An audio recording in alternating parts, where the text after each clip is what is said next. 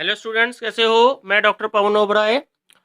देखिए, कल मैंने आपको जो इकोनॉमिक लॉ का जो चैप्टर स्टार्ट किया था, एनवायरमेंटल प्रोटेक्शन एक्ट 1986 का, तो कल की वीडियो में मैंने आपको 20 क्वेश्चन स्टूडेंट दिए थे। अब मैं उससे आगे क्वेश्चन इस वीडियो में आपको दे रहा हूँ। स्टूडेंट बहुत अच्छे से रेडी कीजिए, क्योंकि थोड़ा सा ये सब्जेक्ट पे टिपिकल है और सीसीएस यूनिवर्सिटी मेरठ में जो है ये सब्जेक्ट फर्स्ट टाइम आया है, तो इसलिए अभी मार्केट में इस पे ज़्यादा मैटर भी नहीं है और हिंदी मीडियम में तो कोई किताब भी नहीं है इस पर अवेलेबल, जिस हिसाब से सीसीएस यूनिवर्सिटी मेरठ का सिलेबस है। तो स्टूडेंट्स, कोशिश ये रहेगी कि अच्छे से अच्छे और इम्पोर्टेंट क्वेश्चंस आपको प्रोवाइड कराऊं। तो स्टूडेंट्स, वीडियो पसंद आई हो तो लाइक, शेयर और सब्सक्राइब जरूर करें, क्योंकि अगर सब्सक्राइब करेंगे तो नोटिफिकेशन आपके पास में आ जाया करेंगे ऐसी वीडियोज़ के अपने आप। तो चलिए स्टूडेंट्स, स्टार्ट करते हैं। क्वेश्चन नंबर 21, उद्योग संक्रिया आदि चलने वाले व्यक्ति को मानक से अधिक मात्रा में पर्यावरण प्रदूषणकारी के उत्सर्जन अथवा निस्तारण की अनुज्ञा होगी। तो स्टूडेंट, उसका ऑप्शन नंबर सी बिल्कुल करेक्ट है कि उसे ऐसी अनुज्ञा नहीं दी जाएगी। पर्यावरण संरक्षण अधिनियम की धारा 7 ये कहती है कि कोई ऐसा व्यक्ति जो कोई उद्योग चलाता है या कोई संक्रिया या कोई प्रक्रिया करता है, इंग्लिश में संक्रिया को ऑपरेशंस बोलते हैं स्टूडेंट्स और प्रक्रिया को प्रोसेस बोलते हैं, तो ऐसे मानकों से जो अधिक विहित किए जाएं, किसी पर्यावरण प्रदूषण का जो निस्तारण या उत्सर्जन नहीं करेगा या निस्तारण या उत्सर्जन करने की अनुज्ञा नहीं देगा। क्वेश्चन नंबर 22, विभिन्न क्षेत्रों में पर्यावरण प्रदूषकों की ध्वनि सहित साधारणता की अधिकतम अनुज्ञेय सीमा को निर्धारित करेगा। स्टूडेंट देखिए, ये केंद्र सरकार करती है। ऑप्शन नंबर ए बिल्कुल करेक्ट है कि विभिन्न क्षेत्रों में जो पर्यावरण प्रदूषक होते हैं उनकी जो ध्वनि सहित जो सांद्रता है उसकी अधिकतम जो अनुज्ञेय सीमा है वो सेंट्रल गवर्नमेंट के द्वारा निर्धारित की जाती है। क्वेश्चन 23, वायु, जल, मिट्टी या किसी अन्य पदार्थ के नमूनों के विश्लेषण के प्रयोजन के लिए सरकारी विश्लेषक की नियुक्ति कौन करेगा? तो स्टूडेंट, उसका सही आंसर है ऑप्शन नंबर बी, केंद्र सरकार। जो एनवायरमेंटल प्रोटेक्शन एक्ट है उसकी धारा 11(1) ये कहती है कि सेंट्रल गवर्नमेंट या उसके द्वारा जो ऑथराइज कोई भी ऐसी सशक्त किसी भी अधिकारी को विश्लेषण के प्रयोजन के लिए किसी भी फैक्ट्री में या किसी भी परिसर में या अन्य स्थान से वायु, जल और मृदा या अन्य पदार्थ के नमूनों को ऐसी रीति से लेने की शक्ति होगी जो विहित की जाए। नेक्स्ट क्वेश्चन, क्वेश्चन नंबर 24, क्या सरकारी विश्लेषक की रिपोर्ट किसी कार्यवाही में साक्ष्य के रूप में उपयोग में लाई जा सकती है? साक्ष्य को इंग्लिश में स्टूडेंट्स हम कहते हैं एविडेंस। तो उसका सही आंसर है हाँ, ऑप्शन नंबर ए। जो पर्यावरण संरक्षण अधिनियम है उसकी धारा 14 ये कहती है कि कोई भी ऐसा डॉक्यूमेंट, दस्तावेज को डॉक्यूमेंट बोलते हैं स्टूडेंट्स, कि कोई भी ऐसा डॉक्यूमेंट जिसका सरकारी विश्लेषक के द्वारा हस्ताक्षरित यानी सिग्नेचर किए हो और रिपोर्ट होना तात्पर्यित है इस एक्ट के अकॉर्डिंग किसी कार्यवाही में उसमें कथित तथ्यों को इंग्लिश में फैक्ट्स बोलते हैं स्टूडेंट्स और साक्ष्य को एविडेंस बोलते हैं, तो तथ्यों के साक्ष्य के रूप में उपयोग किया जा सकेगा। अतः सरकारी विश्लेषकों की रिपोर्ट किसी कार्यवाही में साक्ष्य के उपयोग में लाई जा सकती है। क्वेश्चन नंबर 25, पर्यावरण प्रदूषण से संबंधित अपराध यदि किसी कंपनी द्वारा किया जाता है तो वो उत्तरदायी होगा। स्टूडेंट, सही आंसर है ऑप्शन नंबर बी। जो कारोबार का संचालक है वो सीधे भार साधक के प्रति उत्तरदायी था। पर्यावरण संरक्षण अधिनियम की धारा 16(1) ये कहती है कि जहां इस अधिनियम के अधीन कोई भी अपराध, इंग्लिश में क्राइम बोलते हैं स्टूडेंट्स अपराध को, किसी कंपनी द्वारा किया गया है, वहां प्रत्येक व्यक्ति जो उस अपराध के लिए किए जाने के समय उस कंपनी के कारोबार के संचालन के लिए उस कंपनी का सीधे सीधे भार साधक और उसके प्रति उत्तरदायी था, और वो साथ ही वह कंपनी भी ऐसे अपराध के दोषी समझे जाएंगे जो उसके अनुसार अपने विरुद्ध कार्रवाई किए जाने और दंडित किए जाने के भागी होंगे। क्वेश्चन नंबर 26, यदि किसी यदि पर्यावरण प्रदूषण से संबंधित अपराध किसी सरकारी विभागों द्वारा किया गया तो दोषी कौन होगा? तो स्टूडेंट इसका सही आंसर है विभागाध्यक्ष। ये कल भी क्वेश्चन आया था, हेड ऑफ डिपार्टमेंट बोलते हैं और शॉर्ट में एचओडी बोलते हैं। तो जो पर्यावरण संरक्षण अधिनियम है उसकी धारा 17 ये कहती है कि जहां इस अधिनियम के अधीन कोई भी अपराध किसी सरकारी विभाग द्वारा किया गया है तो वहां जो हेड ऑफ डिपार्टमेंट है उसको अपराध का दोषी समझा जाएगा और उसके अनुसार अपने विरुद्ध कार्रवाई किए जाने और दंडित किए जाने का भागी होगा। क्वेश्चन नंबर 27, पर्यावरण प्रदूषण के बारे में अपराधों का संज्ञान कौन लेगा? स्टूडेंट सही आंसर है ऑप्शन नंबर ए, न्यायालय, कोर्ट। पर्यावरण संरक्षण अधिनियम की धारा जो 19 है उसके अंतर्गत पर्यावरण प्रदूषण के बारे में अपराधों का संज्ञान जो है वो न्यायालय लेगा। इसमें धारा 19 के अनुसार अपराध का संज्ञान निम्नलिखित द्वारा दिए गए परिवाद पर ही न्यायालय संज्ञान लेगा। जो सेंट्रल गवर्नमेंट या उस सरकार द्वारा जो भी कोई नॉमिनेटेड या ऑथराइज जो भी कोई ऑफिसर होगा। सेकंड की कोई ऐसा व्यक्ति जिसने अभिकथित अपराध की और परिवाद करने के आशय की विहित रीति से कम 60 दिन की सूचना सेंट्रल गवर्नमेंट या इससे पहले के रूप से किसी भी ऑथराइज्ड ऑफिसर को, अधिकारी को दे दी है। क्वेश्चन नंबर 28, पर्यावरण प्रदूषण से संबंधित किसी अपराध का संज्ञान कब लिया जा सकेगा?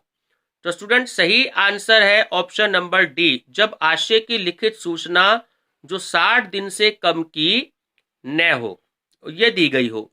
तो पर्यावरण संरक्षण अधिनियम की धारा 19 ख या बी के अकॉर्डिंग पर्यावरण प्रदूषण से संबंधित किसी अपराध का संज्ञान जबकि आशय की लिखित सूचना जो 60 दिन से कम की न हो उसे ही दी हो लिया जा सकता है। इससे पहले देखिए यही एक्सप्लेनेशन ऊपर दी गई है। क्वेश्चन नंबर 29, पर्यावरण संरक्षण अधिनियम में न्यायालय अपराधों का संज्ञान कब ले सकेंगे? तो ऑप्शन नंबर ए है स्टूडेंट, सही आंसर है कि अपराध का संज्ञान परिवाद पर हो। पर्यावरण संरक्षण अधिनियम की धारा 19 के अनुसार न्यायालय अपराधों का संज्ञान परिवाद पर ले सकेंगे। क्वेश्चन नंबर 30, पर्यावरण संरक्षण से संबंधित विषय पर किसे वाद या कार्यवाही ग्रहण करने की अधिकारिकता नहीं है? स्टूडेंट ये देखिए क्वेश्चन बहुत इंपॉर्टेंट है, ध्यान रखना। इसका सही आंसर है ऑप्शन नंबर ए, सिविल न्यायालय। जो पर्यावरण अधिनियम की धारा 22 है वो ये कहती है कि किसी सिविल न्यायालय को केंद्रीय सरकार या किसी अन्य प्राधिकरण, ट्रिब्यूनल बोलते हैं इंग्लिश में, या किसी भी ऑफिसर द्वारा इस अधिनियम द्वारा प्रदत्त किसी भी शक्ति के अनुसरण में या इसके अधीन कृत्यों, जॉब्स के संबंध में की गई किसी बात या कार्यवाही या निकाले गए आदेश या दिए गए निर्देशों का संबंध में कोई वाद या कार्यवाही ग्रहण करने की अधिकारिकता नहीं होगी। ठीक है स्टूडेंट्स। क्वेश्चन नंबर 31, पर्यावरण संरक्षण अधिनियम कब प्रभावी हुआ? बहुत इंपॉर्टेंट है स्टूडेंट्स, ध्यान रखेंगे। हम 1986 की बात करते हैं तो ईयर मेंशन करते हैं तो ध्यान रखना। तो इसकी जो डेट है वो ऑप्शन नंबर सी है, 19 नवंबर 1986 को प्रभावी हुआ। क्वेश्चन नंबर 32, पर्यावरण संरक्षण अधिनियम भारत गणराज्य के किस वर्ष में संसद द्वारा अधिनियमित किया गया? स्टूडेंट बहुत इंपॉर्टेंट क्वेश्चन है, ध्यान रखेंगे। ऑप्शन नंबर ए बिल्कुल करेक्ट है, 37वें वर्ष में पर्यावरण संरक्षण अधिनियम 1986 भारत गणराज्य के 37वें वर्ष में संसद द्वारा अधिनियम किया गया। क्वेश्चन नंबर 33 बहुत इंपॉर्टेंट है, ध्यान रखना। पर्यावरण संरक्षण अधिनियम की धारा में उपबंधित है तो 2 ग, ध्यान रखेंगे ऑप्शन नंबर सी। जो पर्यावरण संरक्षण अधिनियम 1986 है उसकी धारा 2 ग में पर्यावरण प्रदूषण उपबंधित है। इसके मतलब जो धारा 2 ग है उसके अनुसार पर्यावरण प्रदूषण से पर्यावरण प्रदूषकों का विद्यमान होना अभिप्रेत है। क्वेश्चन नंबर 34, पर्यावरण संरक्षण अधिनियम 1986 में कुल कितनी धाराएं हैं? स्टूडेंट बहुत इंपॉर्टेंट क्वेश्चन है। धाराएं और अनुसूचियों के बारे में हमें पता होना चाहिए, अक्सर एग्जाम में पूछ ली जाती है, कंपटीशन में भी और सब्जेक्टिव में भी। तो ध्यान रखेंगे ऑप्शन नंबर डी बिल्कुल करेक्ट है कि पर्यावरण संरक्षण अधिनियम 1986 में कुल 4 अध्याय हैं और 26 धाराएं हैं। तो अध्याय तो आपको रखने याद की 4 और धाराएं हैं 26। क्वेश्चन 35, पर्यावरण संरक्षण अधिनियम की धारा 3 और उपधारा 1 के अधीन नियुक्त अधिकारी किसके नियंत्रण में होंगे? तो स्टूडेंट सही आंसर है केंद्र सरकार। ठीक है, पर्यावरण संरक्षण अधिनियम की धारा 3(1) के अनुसार पर्यावरण की गुणवत्ता में सुधार लाने और उसके संरक्षण के लिए और पर्यावरणीय प्रदूषण के निवारण, नियंत्रण, उपशमन के लिए केंद्र सरकार को वो सारे उपाय करने की शक्ति होती है जो वह आवश्यक समझती है। ठीक है, तो ऑप्शन नंबर ए बिल्कुल करेक्ट है आपका, केंद्र सरकार।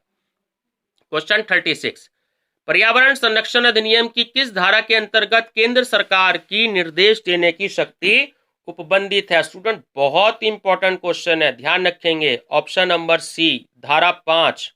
ठीक है, तो पर्यावरण संरक्षण अधिनियम की धारा 5 ये कहती है कि किसी अन्य विधि में किसी बात के होते हुए भी लेकिन इस अधिनियम के उपबंधों के अध्ययन रहते हुए इस अधिनियम के अधीन अपनी शक्ति का जो यूज है और जॉब्स यानी कृत्यों के निर्वहन में केंद्रीय सरकार किसी भी व्यक्ति, अधिकारी या प्राधिकरण को निर्देश दे सकेगी। क्वेश्चन नंबर 37, पर्यावरण संरक्षण अधिनियम के अधीन केंद्र सरकार को निर्देश जारी करने की शक्ति नहीं है। तो स्टूडेंट ऑप्शन नंबर डी बिल्कुल करेक्ट है कि किसी भी नए उद्योग की स्थापना की। तो पर्यावरण संरक्षण अधिनियम के अधीन केंद्र सरकार को किसी भी नए उद्योग की स्थापना का निर्देश जारी करने की शक्ति नहीं है। क्वेश्चन नंबर 38, निम्नलिखित में से किस विषय पर केंद्र सरकार को नियम बनाने की शक्ति नहीं है? तो स्टूडेंट सही आंसर है ऑप्शन नंबर सी, मानक से अधिक मात्रा में पर्यावरणीय प्रदूषणों के उत्सर्जन करने वाले वाहनों का लाइसेंस निरस्त। ठीक है, तो केंद्र सरकार को जो मानक को इंग्लिश में स्टैंडर्ड बोलते हैं स्टूडेंट्स, जो स्टैंडर्ड्स होते हैं उससे अधिक मात्रा में पर्यावरणीय प्रदूषकों के उत्सर्जन करने वाले वाहनों का लाइसेंस निरस्त करने की संबंधित नियम बनाने की शक्ति नहीं है। नेक्स्ट है क्वेश्चन 39 कि पर्यावरण संरक्षण अधिनियम की किस धारा के अंतर्गत केंद्र सरकार को नमूना लेने की शक्ति प्राप्त है? नमूने को स्टूडेंट्स इंग्लिश में सैंपल बोलते हैं। ठीक है स्टूडेंट्स, तो ऑप्शन नंबर बी बिल्कुल करेक्ट है कि धारा 11, पर्यावरण संरक्षण अधिनियम की धारा 11 में नमूने लेने की शक्ति और उसके संबंध में अनुसरण की जाने वाली प्रक्रिया संबंधी उपबंध किए गए हैं। क्वेश्चन नंबर 40, पर्यावरण संरक्षण अधिनियम के नियम या अनुदेशों के उल्लंघन के लिए कारावास की अवधि कितनी है?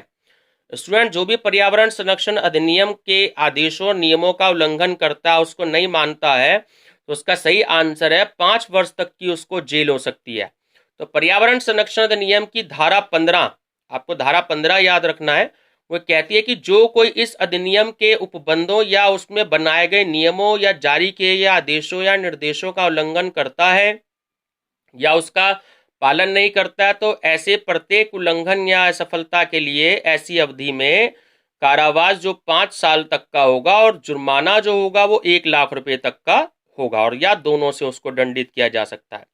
स्टूडेंट्स ये जो दोनों की है, मैं आपको कल की वीडियो में भी बताया था, फिर बता देता हूं कि जेल और जुर्माना दोनों की सिचुएशन तब होती है जब उसको कोर्ट में, न्यायालय में साबित किया जाए कि ये धोखा करने की जो उसकी मंशा थी, जो इच्छा थी, वो धोखा करना चाहता था, वो जानबूझ के सरकार द्वारा बनाए गए नियमों या कानूनों का उल्लंघन करना चाह रहा था और उसको उस बात की जानकारी थी। एक सिचुएशन होती है कि हो जाए, जानकारी नहीं थी। दूसरी सिचुएशन होती है कि जानकारी भी थी और जानबूझकर उल्लंघन किया गया। तो जो जानबूझकर जो चीजें की जाती है ना, तो उसमें पनिशमेंट ज्यादा है, तो उसमें जुर्माना और जेल दोनों का सरकार ने प्रावधान रखा है।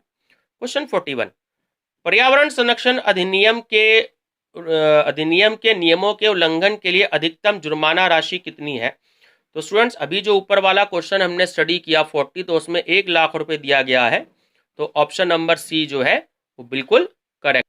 क्वेश्चन नंबर 42, यदि पर्यावरण संरक्षण अधिनियम के नियमों का उल्लंघन लगातार जारी रहता है तो पहला उल्लंघन के दोष सिद्ध हो जाने के जुर्माने के अतिरिक्त प्रत्येक दिन के लिए जब तक का उल्लंघन जारी रहता है तो कितने रुपए तक का जुर्माना होगा? बहुत इंपॉर्टेंट है स्टूडेंट ये क्वेश्चन। तो ऑप्शन नंबर डी है 5,000 रुपए। पर्यावरण संरक्षण अधिनियम की धारा 15, ये धारा 15 आपको याद रखनी है। तो धारा 15 ये कहते कि यदि नियमों का उल्लंघन लगातार जारी रहता है तो जो पहला उल्लंघन होता है, प्रथम उल्लंघन के दोष सिद्ध के, अगर प्रथम उल्लंघन के बाद उसका दोष सिद्ध हो जाता है, प्रूव हो जाता है अगर कोर्ट में, तो उसके जुर्माने के अतिरिक्त प्रत्येक दिन के लिए जब तक उसका उल्लंघन, यानी अगर उसने 50 दिनों तक उल्लंघन जारी किया और 5,000 रुपये जुर्माना, तो सीधे सीधे 2,50,000 रुपये का अमाउंट का सीधा सीधा उसको जुर्माना लगेगा, और वो एक दिन का जुर्माना जो है वो 5,000 रुपये का होगा। क्वेश्चन नंबर 43, पर्यावरण संरक्षण अधिनियम के निर्देशों का उल्लंघन यदि दोष सिद्ध की तिथि से 1 वर्ष के बाद भी जारी रहता है तो अपराधी दंडनीय होगा। इस क्वेश्चन का मतलब ये है कि मान लीजिए कि यदि मिस्टर ए है और उसका दोष साबित हो जाता है कोर्ट में या किसी ऐसे ट्रिब्यूनल में या किसी ऐसे अधिकारियों के सामने दोष उसका सिद्ध हो जाता है, और वो लगातार वार्निंग देने के बावजूद भी अगर 1 साल तक हो जाता है, यानी जिस दिन में उसका जो दोष है वो प्रूव हो जाता है, उससे 365 दिन, ध्यान रखना ये 1 साल की बात है, लेकिन 365 दिनों का जरूर आपको यहाँ पे ध्यान रखना है, क्योंकि मंथ वाइज काउंटिंग नहीं चलती है, नंबर ऑफ डेज में चलती है, दिनों की संख्या में चलती है। ठीक है, तो अगर जानबूझ करके कोई व्यक्ति क्राइम करता है उस चीज को, उसका अगर क्राइम जो होता है वो प्रूव हो जाता है और 1 साल से ज्यादा हो जाता है, यानी 1 साल मतलब 365 दिनों में, मैं बार बार ध्यान दे रहा हूं तो आपको याद रखना है, तो उसमें सही आंसर है ऑप्शन नंबर सी कि उसको 7 साल तक की जेल हो सकती है।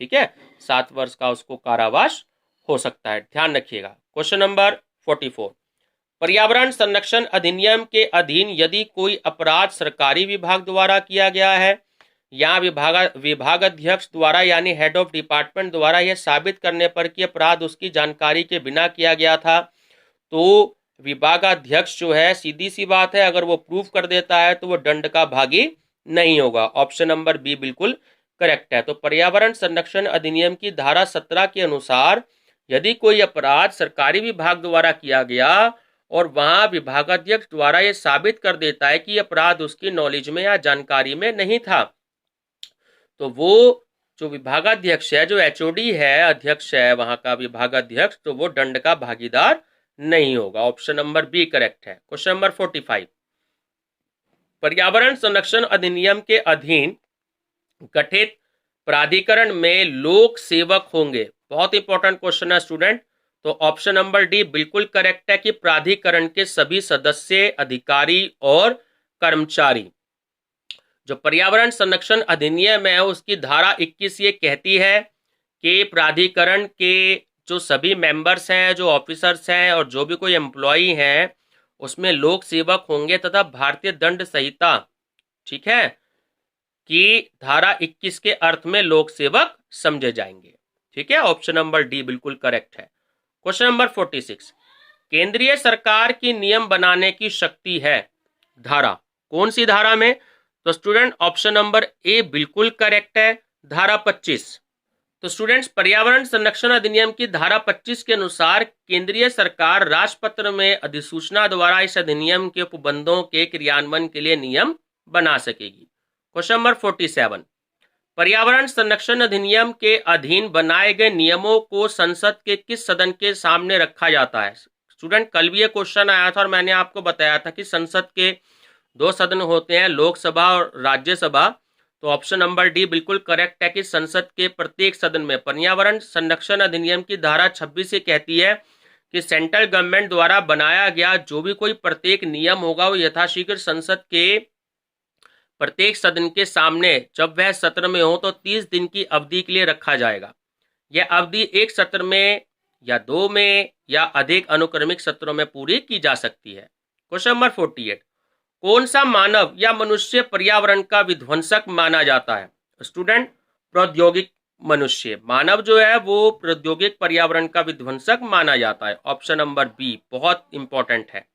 क्वेश्चन नंबर 49 स्टूडेंट, ये क्वेश्चन तो वैसे भी बहुत सारे जनरल नॉलेज के जो भी कोई कंपटीशंस के जो होते हैं उसमें आया है।